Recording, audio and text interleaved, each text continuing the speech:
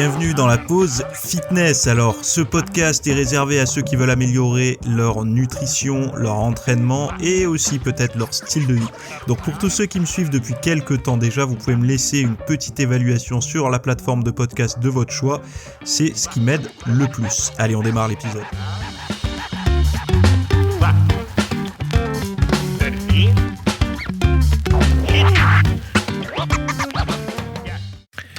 Salut à tous, j'espère que vous allez bien. Aujourd'hui, on va parler de régime santé qui combine la santé et l'écologie. On va voir ça. Un régime aussi qui est complètement dévastateur pour l'écologie et pas forcément pour la santé. Enfin, ils ont fait un petit bilan de tout ça et on va voir un peu, on va en discuter. On va parler du minimum actuel de marche à faire par jour pour avoir des bénéfices sur la santé et de la cuisson du blé. Alors du blé, ça va être les pâtes de blé, mais globalement le blé, donc tout ce qui est à base de blé, les semoules et tout ça. De voir comment limiter les risques, parce qu'il y a des risques dus à la cuisson, à l'eau de cuisson notamment, et on va voir un petit peu comment les solutions que donnent les chercheurs par rapport à ça. Alors on va faire le premier sujet, donc bon, pas de magie, vous imaginez bien que pour la nutrition la plus saine pour l'environnement, donc pour la planète et pour la santé, ça ressemble de plus en plus à quelque chose qui s'approche du végétarisme. Mais voilà ce qu'ils en disent. Donc déjà, le titre de l'article, alors c'est l'université de Tulane qui l'a rédigé. Ils disent « Cétogène versus végétalien, une étude des régimes populaires révèle une différence quadruple dans les empreintes carbone. » Donc globalement, je vous le dis, je vous spoil un petit peu, mais la diète cétogène, c'est infâme pour l'environnement et la diète végétarienne, c'est bien, quoi, en gros. Donc là, ils disent on estime que le régime cétogène, qui donne la priorité aux graisses et aux faibles quantités de glucides, génère près de 3 kg de dioxyde de carbone pour 1000 calories consommées. Le régime paléo, lui, qui évite les céréales et les haricots au profit des viandes, des noix et des légumes, a reçu le deuxième score de qualité alimentaire le plus bas et avait également une empreinte carbone élevée, à 2,6 kg de dioxyde de carbone pour 1000 calories. Donc ces deux régimes-là, il faut vous dire qu'ils sont déjà observés.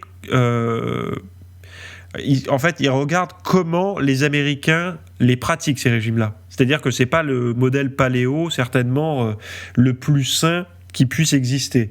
Parce que vous avez tous vu, par exemple, dans des vidéos YouTube américaines qui montrent du régime céto ou paléo, ils bouffent du bacon, ils y vont à fond sur le beurre, etc., quoi.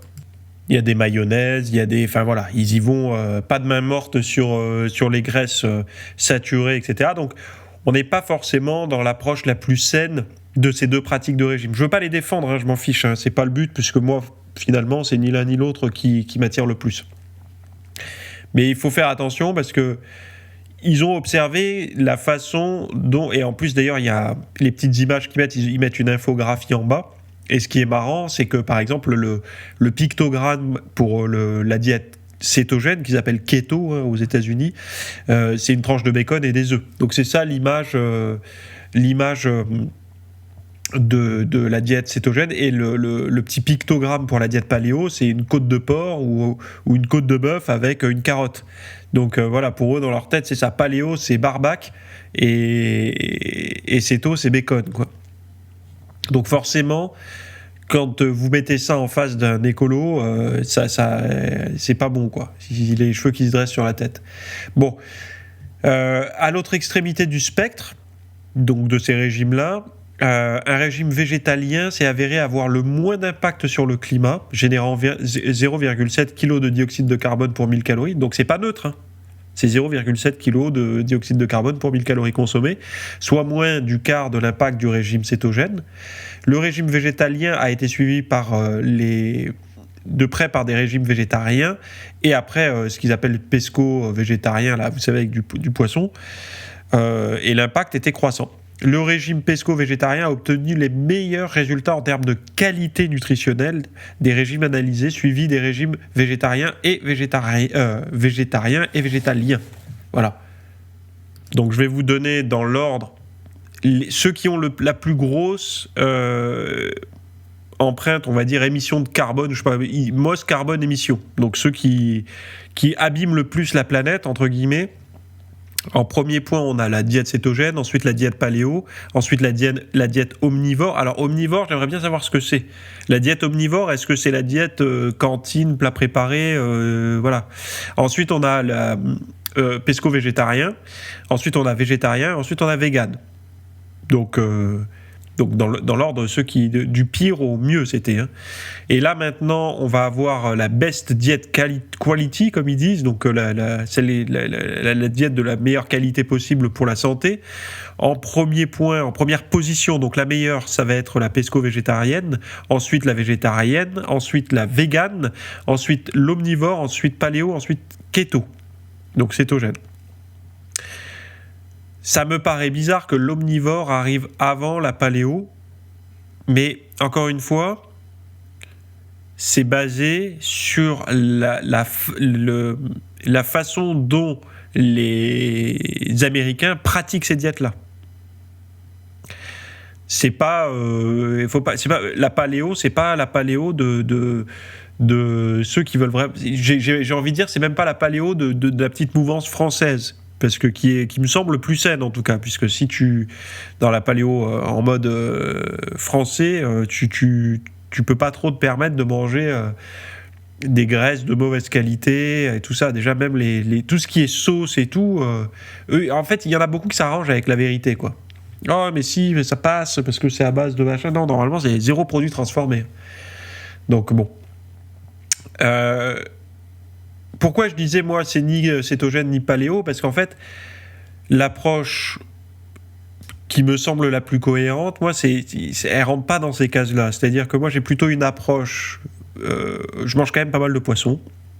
Plus souvent des petits poissons, vous savez, maquereaux, parfois du thon, qui n'est pas un petit poisson. Après, du poisson blanc, des fruits de mer, etc. Et... mais également de la dinde, du poulet, une fois par semaine ou deux maximum de la viande rouge. Mais vraiment, ce qui va dominer, ça va être les œufs et le poisson dans les sources de protéines, globalement. Et le reste du temps, un peu de viande et tout ça. Donc ce serait plus orienté vers la diète méditerranéenne, parce que pesco-végétarien, ça s'oriente un peu plus vers la diète méditerranéenne, qui, elle, a prouvé le plus de bénéfices pour la santé, quoi. Après, je serais curieux de voir... l'état de santé des gens qui font une diète paléo stricte versus ceux qui font une diète omnivore classique. À mon avis, les personnes se retrouvent en meilleure santé avec la diète paléo ou même cétogène, hein, même si la cétogène, En fait, je vais vous dire pourquoi il y a des problèmes aujourd'hui avec la diète cétogène. Parce que la diète cétogène, on n'a pas suffisamment de recul. C'est-à-dire que si vous la démarrez aujourd'hui à 25 ou 30 ans, on ne sait pas ce que ça va donner à 60 ou 70 ans. Et personne ne peut vous le dire, en fait, parce que la mode a démarré... en fait, c'est une diète qui élimine fortement une part des nutriments, donc les glucides, en gros, hein. Et on n'a pas... on n'a pas beaucoup, en tout cas, d'études long terme. Certainement qu'on va avoir quelques épileptiques, etc., qu'on aurait suivis, et on pourrait dire aujourd'hui les problématiques qu'il pourrait y avoir, mais on n'a pas des grosses études. Un petit peu comme aujourd'hui, par exemple, on voit quels sont les effets d'une diète riche en glucides. On ne le savait pas dans les années 50, aujourd'hui on commence à le savoir. Et donc, ce genre de choses-là, si vous voulez, vous ne pouvez pas rassurer une personne qui vous dit « mais est-ce que c'est bon à long terme ?» Mais on n'en sait rien, en fait. Enfin, qu'est-ce que tu appelles long terme ? 1 an, 2 ans, 20 ans, toute une vie ? Parce que toute une vie, on ne sait pas. La mode, c'est après les années 2000. Donc, on n'a que 20 ans, là maintenant, d'observation, entre guillemets. Donc, on peut pas te répondre.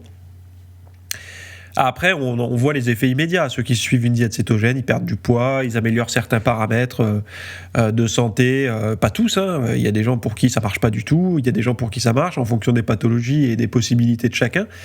Mais globalement, pour ceux qui sont un peu en surpoids, déjà d'appuyer sur le frein, sur les glucides, en tamponnant avec des végétaux, des protéines et des graisses saines, ça se passe plutôt bien pour perdre du poids, pour stabiliser la glycémie et tout.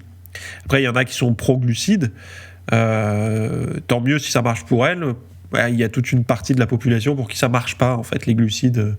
Donc consommer des doses assez élevées, même en coupant les graisses, la séparation du tissu adipeux ne se passe pas bien. Donc, et même voire pas du tout. Enfin voilà, bref. Pourquoi je raconte tout ça ? Parce que ça vous donne un petit... Quand vous avez des discours pour protéger la planète ou pour protéger la santé, vous voyez bien que c'est pas le même régime. Donc il n'y a pas un régime qui associe les deux. Et celui qui permettrait, on va dire, d'être le mieux pour ça, ce serait, à mon sens, le régime pesco-végétarien, quoi. Donc poissons, végétaux et tout ça, quoi. C'est lui qui semble être le plus, entre guillemets, prometteur. Parce qu'il ne faut pas s'oublier non plus. Il faut protéger la planète, mais il ne faut pas oublier que la planète, ce n'est pas nous, notre génération. Nous, on y participe par notre surconsommation. Mais on n'est pas responsable, nous, là, ça se réveille maintenant, là, la sphère écologie se réveille aujourd'hui. Le 20e siècle et le 19e siècle, on n'était pas là, nous. Donc, qui a abusé ? Voilà, à un moment donné, il ne faut pas nous accuser trop, nous. Nous, on bricole aujourd'hui avec les outils qu'on nous a laissés. Bref, mais bon, on est bien content de profiter des belles technologies qu'on a aussi. Donc, sujet suivant, une marche rapide quotidienne de 11 minutes suffit à réduire le risque de décès prématuré. Donc là, c'est l'université de Cambridge qui dit, selon une équipe, un décès précoce sur 10 pourrait être évité si chacun pratiquait au moins la moitié du niveau d'activité physique recommandé. Selon les chercheurs, 11 minutes par jour, donc 75 minutes par semaine, d'activité physique d'intensité modérée comme une marche rapide suffirait à réduire le risque de maladies telles que les cardiopathies, les accidents vasculaires cérébraux et un certain nombre de cancers. Donc c'est bien. C'est vrai qu'il y a beaucoup de personnes qui... D'ailleurs, on en parlait hier, avant-hier, quand on marchait. 30 minutes, c'est un peu la moyenne, la limite basse. C'est-à-dire que les gens, en dessous de 30 minutes, ils se disent ça sert à rien. Dites-vous une chose, c'est que quand on est sédentaire, il n'y a jamais de ça sert à rien en termes d'activité physique. C'est-à-dire que eux, ils parlent de 11 minutes. Moi, j'ai envie de vous dire même 5 minutes. Peu importe le temps que vous allez passer en activité, ça sera toujours mieux que de rester le cul vissé sur une chaise. Et eux, ils ont commencé à détecter des avantages avec, alors je ne vais pas vous donner les chiffres, mais je vais le faire quand même, les maladies cardiovasculaires comme les maladies cardiaques et les accidents vasculaires cérébraux sont les principales causes de décès dans le monde, responsables de 17,9 millions de décès par an en 2019, tandis que les cancers étaient responsables de 9,6 millions de décès en 2017. L'activité physique en particulier, lorsqu'elle est d'intensité modérée, est connue pour réduire le risque de maladies cardiovasculaires et de cancer. Donc il recommande aux adultes de pratiquer au moins 150 minutes d'activité d'intensité modérée ou 75 minutes d'activité d'intensité vigoureuse par semaine. 75 minutes. Donc le docteur Soren Brage de l'unité d'épidémiologie du MRC a déclaré « Si l'idée de pratiquer 150 minutes d'activité physique d'intensité modérée par semaine vous effraie, nos résultats devraient être une bonne nouvelle. Il vaut mieux faire un peu d'activité physique que pas du tout. Il s'agit également d'une bonne position de départ. Si vous trouvez que 75 minutes par semaine sont gérables, vous pouvez essayer de les augmenter progressivement jusqu'à la quantité totale recommandée. » Donc en gros, 75 minutes par semaine d'activité modérée suffisait également à réduire le risque de développer une maladie cardiovasculaire de 17%, un cancer de 7%, donc ce qui est pas mal. Pour certains cancers spécifiques, la réduction du risque était plus importante. Les cancers de la tête et du cou, la leucémie myéloïde, le myélome et le cancer du gastrique, on va dire, présentaient un risque inférieur de 14 à 26%. Pour d'autres cancers tels que le cancer du poumon, du foie, de l'endomètre, du côlon et du sein, une réduction du risque de 3 à 11% a été observée. Donc, même si vous marchez 11 minutes d'intensité, à intensité quand même, 11 minutes de marche rapide par jour, vous avez déjà un effet bénéfique. Donc, pour tous ceux qui vous disent « j'ai pas le temps », 11 minutes, on peut partir du principe que même durant une petite pause déjeuner assez courte, on peut se les caler, quoi. Donc, c'est là où ça devient intéressant. Et d'ailleurs, si on combine ça par rapport aux recherches que je vous ai partagées dans la news VIP, Par exemple, quelqu'un qui aurait du mal à stabiliser sa glycémie, mieux vaut faire sa petite marche juste après manger. Même si on n'aime pas marcher après manger, on aime bien se détendre, hein. Mais pour la glycémie, le meilleur moment pour marcher, c'est juste après manger, pour aplatir sa glycémie. Mais après, pour perdre du gras, moi je pars du principe que c'est bien de le faire juste avant. Voilà, de travailler sur un effet presque à jeun, quoi. Pour faire sa petite marche juste avant de manger, après on mange et voilà. Donc selon les besoins de chacun, il faut gérer. Mais bon, 11 minutes. Alors, qu'est-ce qui compte comme activité physique d'intensité modérée ? Donc ils vont vous le dire, hein. Marche rapide, danser, faire du vélo, jouer au tennis, randonnée pédestre. Donc voilà, si vous aimez faire du vélo, jouer au tennis, danser, marcher rapidement ou faire... Alors la randonnée pédestre, oui, ça marche. Ça marche pour vous, quoi. Bon, bah c'est une bonne nouvelle, mais bon, moi, ce que ça traduit aussi, c'est qu'on est devenu tellement sédentaire qu'en fait, le simple fait de se mettre debout, bientôt, ils vont dire, vous mettre debout, c'est bien pour la santé. Donc là, ça voudra dire qu'on est vraiment tombé bas, et sans jeu de mots. Mais en tout cas, pour moi, ça traduit ça, en fait, hein. Dans un monde, je pense que si vous prenez, par exemple, des gens qui ont un travail, ou un mode de vie, ou des pays qui sont encore avec des modes de vie plutôt actifs, où ça marche, etc., vous détecterez rien à leur mettre 11 minutes de marche rapide par jour. Nous, on est devenus tellement sédentarisés dans les pays dits modernes que 11 minutes de marche, boum. Donc ça veut dire qu'on est vraiment en mauvaise posture, quoi. Sans mauvais jeu de mots, encore une fois. Alors, 4 façons de réduire les réactions indésirables au sel de table iodé lorsque vous faites bouillir des pâtes. En gros, alors moi déjà, j'ai commencé avec cet article. C'est un article Société chimique américaine. Est-ce que j'ai plus d'informations ? L'American Chemical Society. Donc c'est un rapport qu'ils ont fait. Et alors pour commencer, moi je suis pas fan des pâtes. Enfin, fan. Ça dépend. Au niveau goût, j'aime les pâtes. Au niveau santé, digestion, les pâtes ne me réussissent pas. Mais les pâtes de blé. Je vous parle même pas des pâtes sans gluten, c'est pire. Les pâtes sans gluten à base de maïs et tout, c'est IG élevé, farine de riz, farine de maïs. Enfin bon, là, c'est pas bien. L'épeautre, le camus et tout, c'est un peu mieux, mais il reste encore des traces de gluten dedans, il reste du gluten. Donc voilà, avoine et tout, bon bref, pas top. Moi, les seules que je tolère bien, on va dire, c'est celles de légumineuses. Lentilles corail ou pois chiches, des choses comme ça. Là, par contre, je les tolère bien. Qui est normal parce que ça n'a plus rien à voir avec des pâtes de blé. Bref, en fait, ils ont observé, donc je vais vous lire, hein, le sel iodé contribue à prévenir les troubles dus à la carence en iode. Donc vous savez, dans le sel, on rajoute de l'iode, hein, et les carences en iode au niveau de la thyroïde, etc., c'est pas forcément une bonne chose. Mais bon, c'est pour ça qu'on a enrichi le sel en iode, en tout cas chez nous. Vous verrez, votre sel, souvent, il est enrichi en iode, sel de table.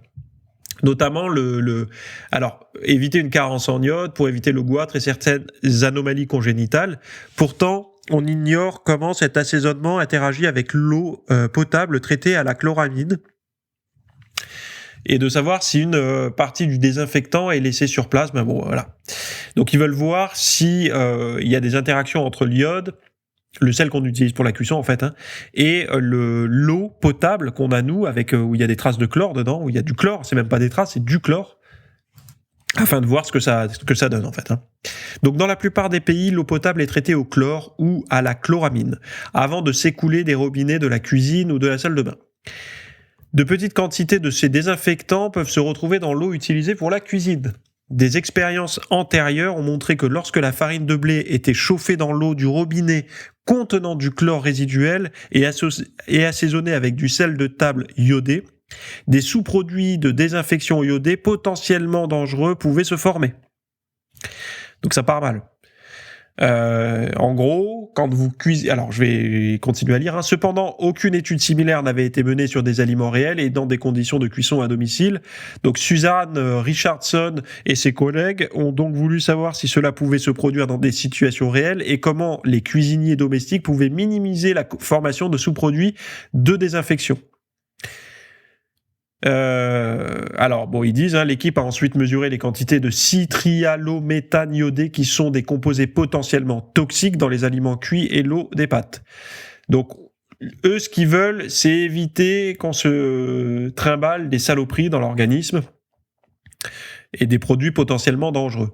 Donc, ils donnent une méthode en 4 points pour avoir une eau, on va dire, avoir moins de résidus de ces saloperies qui s'allient entre le sel iodé et le chlore de la cuisson, et notamment avec le blé, là. Alors, sur la base de leurs résultats, les chercheurs ont identifié 4 moyens de réduire la consommation éventuelle de ces substances pro-toxiques, on va dire. Alors déjà, les pâtes, elles doivent être bouillies sans le couvercle. Ça, c'est la première chose. Faut pas les laisser le couvercle. Ensuite, les nouilles doivent être égouttées de l'eau dans laquelle elles ont cuit. Donc, ne faites pas vous savez, ceux qui mettent juste la quantité en eau et puis ça absorbe et puis après ils mangent ça, il n'y a pas d'égouttage et tout ça, là. Vous savez, ça peut se faire. Donc, on évite. Un peu comme ceux qui font des risottos, vous savez, où en fait, il n'y a pas de passage à la passoire, quoi. Le sel de table iodé doit être ajouté après la cuisson des pâtes. Donc on ne sale pas l'eau des pâtes comme on fait typiquement en France depuis toujours. Moi, quand on m'a appris à cuisiner, j'étais gosse, on m'a dit tu mets une pincée de sel dans tes pâtes. Enfin, dans ton eau avant que ça bout. Je le fais plus, ça, moi. Donc, cette habitude, même dans les légumes, vous savez combien mettent du sel dans la cuisson des légumes. Pas la peine, en fait. Laisse la personne se gérer après. Si elle en veut, elle en met. Si elle en veut pas, elle en met pas. Donc, le sel de table iodé doit être ajouté après la cuisson des pâtes, si on en ajoute. Les options de sel sans iode, comme le sel Kasher, le sel de l'Himalaya, doivent être utilisées si les cuisiniers, en fait, la cuisine à domicile, si vous voulez mettre de l'eau, la traduction anglais-français est compliquée. Donc, si vous voulez cuisiner avec du sel dans l'eau, choisissez plutôt du sel d'Himalaya ou du sel Kasher. Je savais pas que le sel Kasher, il n'y a pas d'iode. Mais bon, bref, vous utilisez ce sel-là pour l'eau de cuisson. Donc, vous pouvez avoir 2 sels à la maison si vous tenez absolument à en mettre dans l'eau de cuisson, voilà. Alors, eux, ils parlent des pâtes, mais bon, on peut essayer peut-être d'extrapoler ça à tout ce qu'on cuit dans de l'eau comment dire, du robinet, quoi, parce que c'est assez rare de mettre une bouteille d'eau. Alors moi, des fois, ça m'arrive de le faire pour les soupes, de mettre de l'eau plutôt en bouteille ou autre. Enfin, moi, j'ai une carafe aussi qui filtre, et c'est vrai qu'on arrive un petit peu à filtrer le chlore avec ce genre de carafe, donc ça peut être une bonne chose. Après, c'est pas magique. Moi, j'ai fait le test j'ai un petit testeur d'eau, avant-après, ça aide quand même. Il y a moins de résidus. Mais c'est pas magique non plus, on tombe pas sur de l'eau de source non plus, quoi. Alors, comme l'explique l'équipe, faire bouillir les pâtes sans couvercle permet aux composés chlorés et iodés de se vaporiser et de s'échapper. Le fait de filtrer les nouilles, de les égoutter en fait, élimine la plupart des contaminants. L'ajout de sel iodé après la cuisson devrait réduire le risque de formation de sous-produits, mais il est recommandé d'utiliser des sels non iodés si on sale l'eau avant de les faire bouillir, voilà. Donc voilà les infos dont je voulais vous parler par rapport aux recherches qu'il y avait actuellement. Alors l'andropause, je voulais vous parler un peu de l'andropause parce que c'est vrai que peu de personnes en parlent, et alors que c'est un phénomène réel. En gros, l'andropause se veut la ménopause chez les hommes. Ce qui est un abus de langage. Déjà, les chercheurs disent qu'on peut pas parler d'andropause comme de la ménopause, puisque c'est pas un arrêt brutal et total des productions hormonales, mais plutôt un déclin et une diminution dans le temps. Et donc voilà, quoi. Et c'est vrai que, étant donné que c'est une diminution, en fait, c'est quoi ? C'est la diminution des hormones, en gros, des hormones sexuelles, de la vigueur, etc., liées à l'âge. Donc ça va être testostérone, mais également d'autres hormones liées, on va dire, j'ai pas envie de dire à la masculinité, parce que c'est aujourd'hui, c'est presque devenu un mot péjoratif, mais liées en tout cas aux hormones pro-masculines, on va dire. Toutes ces hormones et ce qui va en découler, en fait, c'est un état psychologique et physique et même esthétique qui va se dégrader. C'est-à-dire que la personne se sentira moins bien, etc. Il faut savoir que beaucoup d'hommes ne connaissent pas l'andropause. Quand je dis ne connaissent pas, c'est ils ne connaissent pas l'existence. Ils savent même pas que ça existe, quoi. Pour eux, c'est la même chose toute leur vie. Et s'ils vont pas bien arriver à 45, 50 ans, 60 ans, ils savent pas ce qu'ils ont, ils disent rien. Donc en plus, il y a ce côté où par fierté on se tait. Et en fait, c'est juste qu'ils savent pas que l'andropause existe et ils comprennent pas pourquoi ils commencent à avoir la libido qui baisse, etc. Donc, on va voir que ça se prépare tôt. Faut pas attendre d'avoir les symptômes pour s'en inquiéter. Faut commencer, le terrain se prépare aujourd'hui. Évidemment, si vous êtes en superbe forme physique et que vous maintenez cette forme, alors quand je dis super, c'est facile d'être en super forme physique par rapport à la moyenne des Français actuels. Mais parce que l'écart est tel, vous faites un peu de muscu, un peu de marche, déjà vous êtes bien, quoi. Mais ce qu'il faut savoir, c'est que c'est un terrain. Il faut préparer le terrain. Et préparer le terrain, ça veut dire faire le minimum syndical aujourd'hui. Que vous ayez 30 ans, 25 ans, j'en sais rien, ça se prépare. Et en fait, je voulais en parler avec vous. Ce week-end, j'en ai beaucoup parlé. Dimanche à 10h, vous avez eu le cours complet où je vous ai parlé de qu'est-ce que c'est que l'andropause, pourquoi ça arrive, un questionnaire pour savoir si vous êtes concerné, les différences hommes et femmes, donc ménopause, andropause, l'usage des TRT, donc des thérapies de remplacement de la testostérone. Est-ce que c'est bien, pas bien, une mauvaise idée, une bonne idée? Qui sont les plus touchés par l'andropause? Il n'y a pas que la testo qui diminue, donc je viens de vous en parler, mais là je vais rentrer plus dans le sujet. Ce supplément en vente libre contre l'andropause, donc c'est un complément alimentaire que vous pouvez trouver, en toute légalité, et qui aide bien les gens qui sont dans l'andropause ou en en préménopause, en pré-andropause, on va dire. La meilleure façon de s'entraîner contre l'andropause, et il y aura un programme avec des exercices pour les personnes qui souffrent déjà d'andropause. Donc l'idée derrière ça, c'est de justement remettre vos hormones sur les rails, plutôt mettre le frein sur la décadence, on va dire, et de se remettre un peu à niveau de ce côté-là. Donc je l'ai même mis dans fiche entraînement parce qu'il y a un programme complet, donc allez voir. Et si vous avez à peu près 30 ans, 35, 40 ans ou plus, et que vous avez noté vraiment une baisse de toute votre énergie sexuelle, physique et tout, et que vous avez même arrêté l'entraînement et vous savez pas trop comment vous y remettre, faites celui-là de programme parce qu'il est très progressif, très stimulant. Et en fait, c'est celui des chercheurs. C'est celui où ils ont remarqué, effectivement, avec des doses, tout ça, que il y avait un effet positif. Donc, allez voir ça. C'est dans les notes de ce podcast. Tous les liens dont j'ai parlé, d'ailleurs, sont dans les notes de ce podcast. Je vous remercie de m'avoir écouté et on se retrouve très bientôt ou dans la description. À tout de suite. Bye bye. Merci d'avoir écouté cet épisode. Alors, avant de partir, j'avais juste quelque chose à vous partager. C'est vrai que vous avez peut-être des temps morts à meubler, que ce soit des temps de trajet dans les transports en commun, du cardio un petit peu long sur un tapis de course, ou alors tout simplement envie de remplacer les programmes que vous avez la soirée pour de l'apprentissage. Vous êtes peut-être adepte des émissions, des documentaires, des reportages, etc. Sauf que dans le monde de la musculation, de la nutrition, du développement, d'un mode de vie sain, etc. C'est un peu maigre en contenu dans les médias grand public. Et donc, ce que je vous propose, moi, personnellement, c'est d'aller faire un tour dans la bibliothèque alors, c'est un Netflix version fitness privée qui vous coûtera moins cher qu'un lavage auto au rouleau par mois. Et là, vous avez vraiment tous les sujets. Alors, c'est plein de cours que je propose. Il y en a déjà plus de 300.